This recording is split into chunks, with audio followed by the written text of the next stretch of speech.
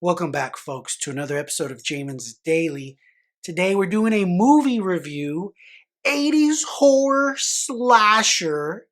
I'm dressing the part with my 80s polo Lacoste, and we're going to be reviewing Death Spa, a 1989 movie budget B movie. You know what we like to review here on Jamin's Daily. So, actually, this is telling me we got some conflicting data, folks. IBDM says 1989, but Wikipedia says 1988. But it is an American supernatural horror film. Directed by Michael Fisher. Don't know who he is. And it's starring some people that you probably never heard of or seen. There's some actors and crew I'm going to put some of their faces right there that you may have seen in other movies. But the acting in this movie is not terrible, which is for a B movie, the acting is pretty good, decent enough, folks.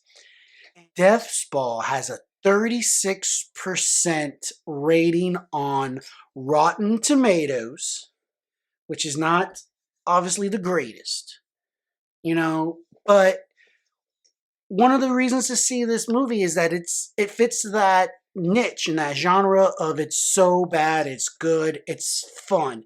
I guarantee if you watch this movie, you will have fun watching it because there's scenes in it that are so fun. We're going to get into that here a little bit later in the video.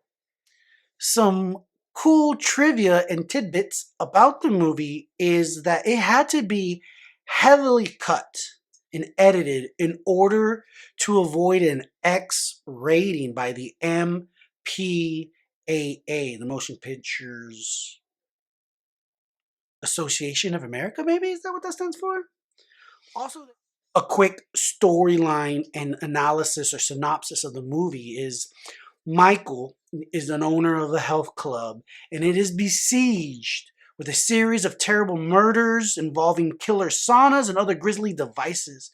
Michael's wife killed herself a while before, and her brother holds Michael responsible. Michael needs to stop the bloodshed before he loses all of his clients, okay? And you're going to see later in this movie that all this stuff is going on, and it's kind of weird how the spa, the fitness club stays open after all of many deaths. It seems to me like they would have shut this place down, but they don't. It is a movie. So, the plot.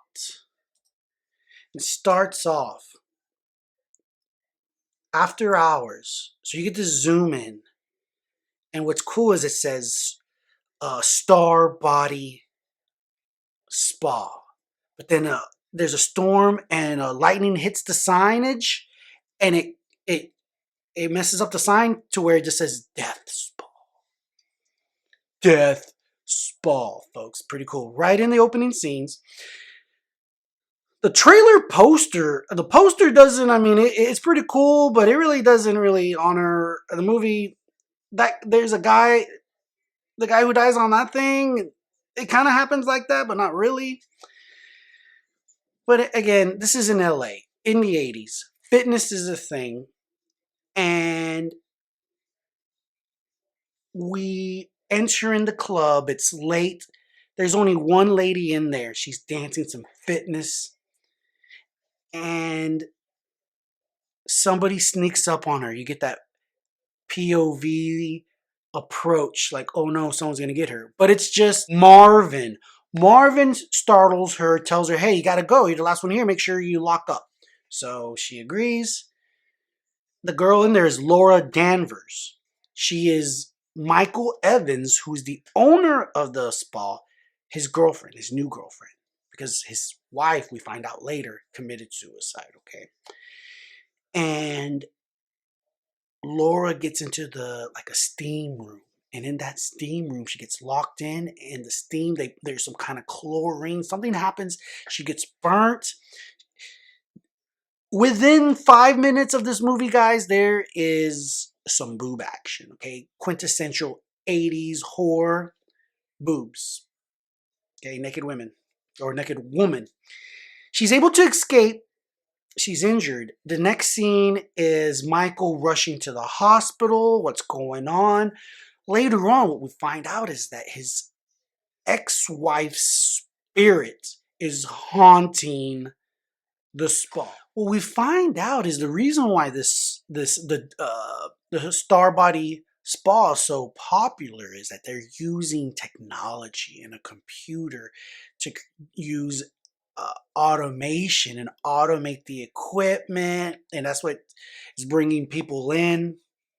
It's funny because some of the scenes early on, total 80s people working out. It's cheesy, so much cheese. It's delicious. All right, it's such a great movie in that sense. You'll see what I'm talking about when you give it a try and you watch it. But because of this accident, the cops get involved. They're like, hey, what's going on here? They show up and they want to find out, well, how did this happen? And Michael tells them, well, listen, everything is run by the computer. My ex-brother-in-law is the one who is the IT guy and takes care of that. His name is David. So they go in, the detectives, who is Sergeant Stone and Lieutenant Fletcher. They start asking questions. And David assures them that there's no way the computer could have malfunctioned. There's no way. And we find out he's right. It's not the computer. There's nothing wrong with the computer. It's possession, folks. It's the supernatural that is happening. All right, but we just don't know it yet. So we're going to find out. And the thing about the movie, folks, is there's scenes in which Michael has these dreams, and they show his wife is sitting. Apparently, they got pregnant. She had a baby, but she lost the baby, and even worse than after losing her baby, she also became it was I guess some kind of troubled. No, that's the word.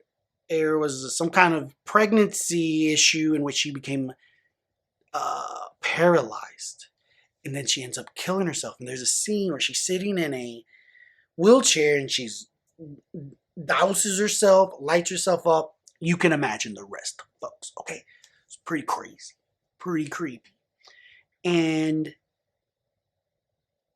she's the one that we find out she's coming back because she's lonely, she tells Michael. And so we move on to the next scene. And the next scene is of just, again, the people having a good time in the fitness center. It's a girl named Darla, played by Chelsea Field. You've seen her in other movies. She's an attractive woman in this movie. And she kind of has a strange part. She's just kind of eye candy in several scenes. But her main scene is she gets on a diving board. And as she's jumping on the diving board, it falls off. The diving board breaks, falls off. It's because of a screw. You see a scene. There's a specific scene where they show a close-up of the screw unscrewing. It's because somebody is unscrewing it. She falls. He almost gets killed. It's a whole other thing. This happens while the detectives are there. The police show up. They start investigating. They're like, what's going on? And everyone wants to know, what the heck's going on around here? And you would think at this point, maybe they might close down the fitness center to, check things out. But no, they don't. Michael's like, well, hey, he goes to David. It's like, hey, what's going on? What's the problem? And David, again, assures them. Later, there's more shenanigans, folks. Even more shenanigans, because there's this scene where there are a group of ladies in the shower. You remember, this is a workout center, fitness center. They've been working out. They're all sweaty and dirty. So these ladies are taking a bath naked, having some cheerful banter, when all of a sudden, Catherine, this evil spirit, starts her trouble once again, and tiles start shooting off the bath in the bathroom, in the tiles. They're shooting, boom, hitting people in the face. Oh no, they're screaming. They run out. And it's just another example of some crazy supernatural stuff that's going on. And then here comes Michael to the rescue. Again, he's running. Oh no, what's going on? And it's like, oh, it's not serious. No one's seriously hurt. And he goes and talks to two of the ladies. They're dressed now to apologize. And they're like, hey, Michael, what's going on? This place needs some maintenance. And he tells them, listen, I'm going to give you 2 months free of charge for your troubles. And he goes, come to my office and I'll give you those passes. There's like some crazy sexual innuendo going on. He's like, yeah, come. And the girl's like, oh, can you handle both of us? And he's like, yeah, I think so. I can try. So it's like, okay, cool. And this later on, this is some foreshadowing for something later. And the other thing that you notice in that scene is that he's wearing, like a muscle shirt. This dude is hairy as hell, man. He's got back hair. It's all coming around. You would think he would have. This was the 80s, so I guess that wasn't a thing. The manscaping wasn't so much a thing. But you think he's the star in the movie? He's wearing this. You think they would have said, hey, bro, you might want to, work on your body hair. But hey, it's all good. So now we're gonna get to some of the more the different parts where people are killed. All right, so we already have not Catherine.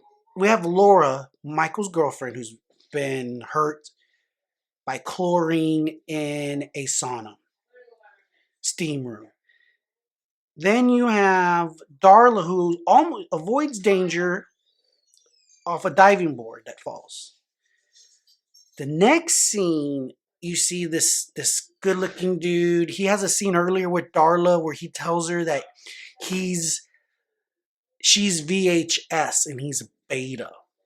I guess that's like an 80s spin on she's Polo and he's Gucci. I guess it's a funny scene, but here he is later on. He sets up and he's doing the fly, right? And the machine says, so they all have these little cards that they swipe, and then the computer takes over. So the computer says 120 pounds. He's working out. 130 pounds. He's working out. It gets heavier and heavier, and it's pulling. At some point, he can't push it anymore. He's like, oh, and the scene it rips him. He dies, scored. The scene, his ribs are blood coming out. And you would think after that accident they would shut the place down, but no, it stays open. It stays open even longer for a scene where there's one of the girls.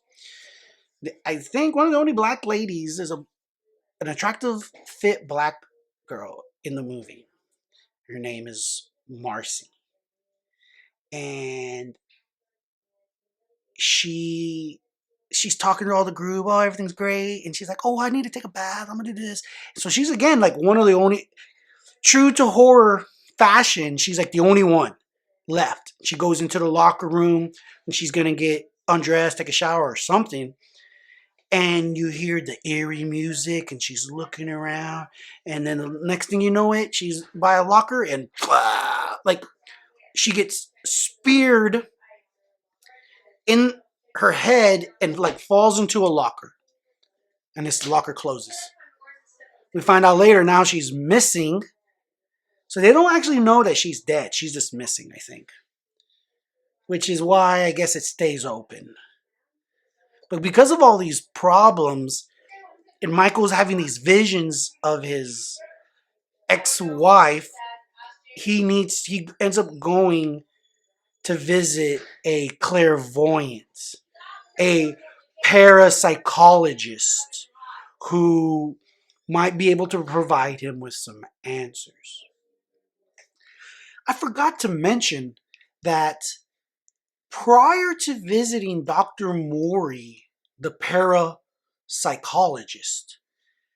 Michael has been getting, he works on a computer, and it's one of those old MS-DOS screen. He's typing, and I don't know. He's working on the mainframe. He's keyboarding in some control demands, and all of a sudden, it reads out, "Michael, I miss you." What? Catherine, fucking fly! I caught it in my hand. Watch, motherfucker. So Catherine is haunting Michael from the dead. She is not happy that Laura is moving in. So again, before Michael goes and visits Dr. Morey, there's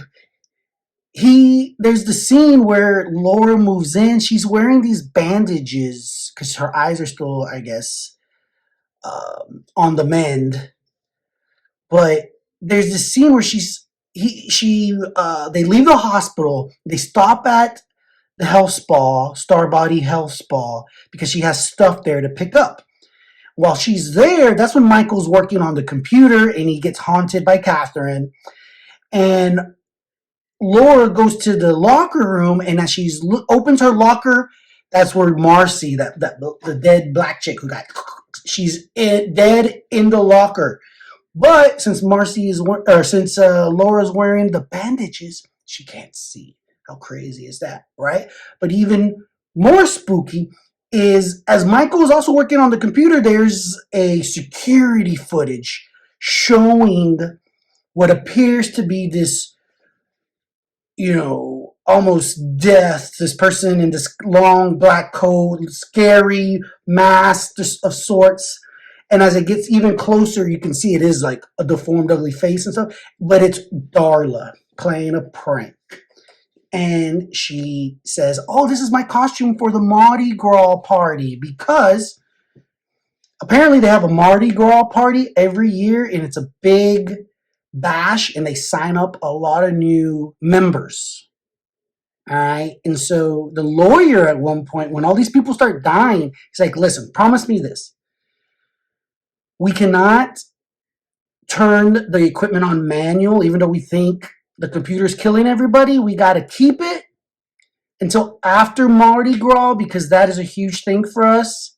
And afterwards, we'll do what you want." That's what the lawyer tells Michael, and Michael agrees. So then, a little fast forward, because of all this craziness that's going on, his dreams. Remember, he's having nightmares of Catherine when she burns herself alive, right? She's spooking him. She's connecting to him, communicating to him in his 1980s computer, all right? He talks to Dr. Morey, and Dr. Morey says, "Listen, I need to go there and investigate. I'll go undercover." So later on, he does. Michael then goes back to the spa. I mean, he's the manager, he's the owner, he's there, right? And earlier on, he was talking to those girls who got hurt by the tiles that hit them in the face. He had told them that he was going to give them some free 2 months free passes, that they needed to get together, and they were all this sexual innuendo. Can you handle us both? Well, one of the girls, whose name was Linda, she gets this note that's allegedly from Michael that says, "Meet me here," right? So Linda goes, and what's insane about this scene is that she walks into a door that says like employees only or something. She walks in, and as she's making her way through wherever she's going, it's meant to be like a boiler room where all the mechanical equipment maybe is kept, but it's long. It's more reminiscent of a Freddy Krueger movie, right? It's like, what's going on here? Super dim, all like it's not some mall outlet tenant. It is. She's like walking into the boiler room of a factory, okay, of a fossil fuel nuclear plant or something. It's insane. But as she's walking and she's getting like all scared and scary, and the music is getting more and more tense. All of a sudden, you also see the what is it called? The apparition, where you see Catherine and her spookiness, and because she's pissed, she doesn't want any competition. She's mad about all these chicks that are after her ex husband, and what ends up happening is the like sprinkler system comes on, and the sprinkler system is I don't know, has some type of either boiling water or something in it that decimates her flesh, and she's like burning, she's barely alive, right? Uh, and while she's down there, Maury actually ends up finding his way down there too, and Catherine freaking manhandles and throws him up into the air, and he lands and he falls on this like little, almost like a package. Almost seems like it should be at a UPS store or something, but he dies a very gruesome death, right?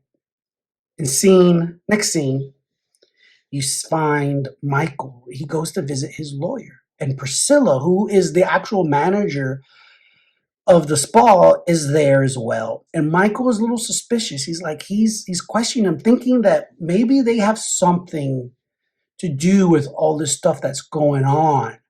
You find out that they're shacking up Priscilla and Tom, who's the lawyer, and they're trying to sabotage the club, I guess in order to get their greedy hands on it, right? So later on, Michael appoints Marvin and Jeffrey to secure the club's computer room and keep David away. So he's made the choice that, listen, we're stopping this no matter what. And during this scene, this is the Mardi Gras party has started. There's all kinds of people there. They don't carefree. It's like a crowded disco. And Stone and Fletcher, who are the investigators, discover that David has been hacking into the club's computer from home, because there's times in the movie where David is being possessed by his twin sister. And he's like she's making him do it. So he's doing it, but not because he has control. And there's a scene where he's like, "We're hurting people." He's like acting through her, like he's possessed. All right. And so they suspect, the detectives, Stone and Fletcher, they suspect that David may be cross-dressing as Catherine. And so that evening at the club, Catherine ends up infiltrating the room and kills Jeffrey by donning his mask. So Jeffrey's just some like hippie long-haired guy who's there. He's just a little bit higher above an extra.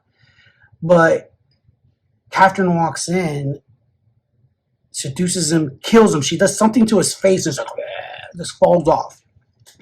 And she continues to kind of like wander through the party, right? And again, you got to just imagine this background dance environment going on, and all this death is going on around it, and nobody cares. Like nobody can even see. So people are flying through windows later on, and everyone's still just like having a good time. It's pretty crazy. All right. So then that evening again is the Mardi Gras party, and Catherine finds Laura, and she takes her hostage basically, and takes her into a tanning bed. It's gonna toast her, right? And at the same time, then she's terrorizing the party goers from the control room and shape-shifting in front of Michael's eyes, because Michael shows up. And at this point, there's all kinds of craziness going on. And later on, this is kind of like the movie, is it Carrie? I never saw that one, Carrie, but it's supposed to be a scary movie, right? But Catherine ends up using her like psychokinetic powers, and causes the staff member Rhonda to lose her hand in a blender accident, which earlier in the movie was like a lighthearted joke of a scene where she pretends to do that, but this time it happens for real. She ends up bleeding to death. And Fletcher, the lieutenant's trying to help him. And this is at the very end where there's just like 10 bodies, 10 death scenes. People are just falling like flies. Pretty much everybody in the club ends up dying at the end. Fletcher, the lieutenant, who's trying to help that girl who's getting her bleeding to death, ends up being attacked by a fish in the freezer.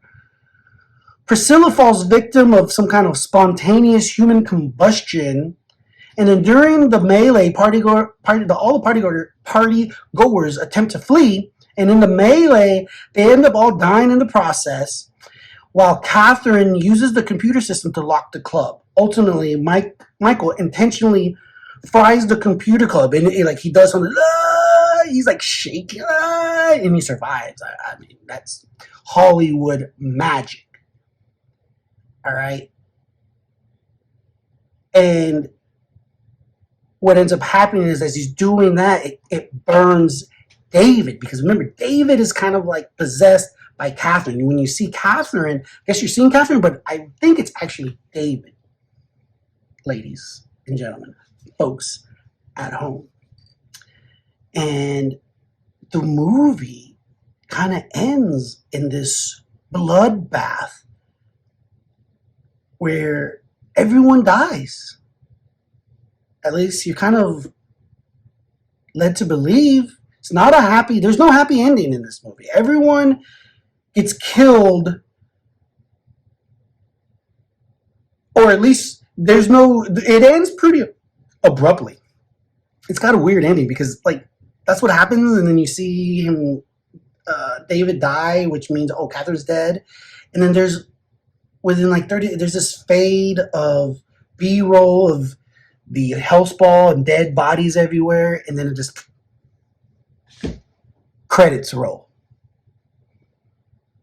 which was fine by me because there was plenty of action. The climax of everyone just kind of meeting their doom I didn't see that coming. I thought there'd be a little bit more of a happy ending where someone wins or there's some kind of resolution. There was none. Everyone just, I guess since Catherine dies and the spirit is defeated, maybe that's the conclusion. But for everybody who played a part in it, they all suffered and died. So it's pretty grim in that way, which makes it amazing 80s horror. Hope you enjoyed the review from me, yours truly, Jamin, host of Jamin's Daily. Like and subscribe. Smash the subscribe button, the like button. Find me on Facebook. Be my friend. And until the next time, I'm going to keep uploading videos, and I'm going to keep believing that the best is yet to come.